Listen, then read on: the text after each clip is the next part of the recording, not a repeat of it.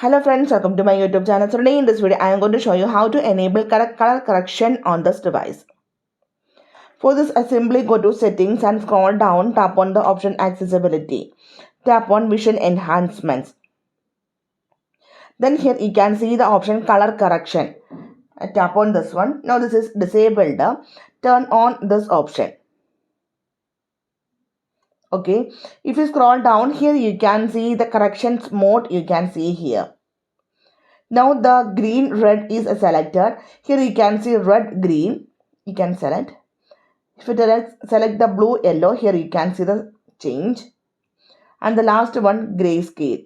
Simply the black and white theme. The color correction help users with the color vision difficulties.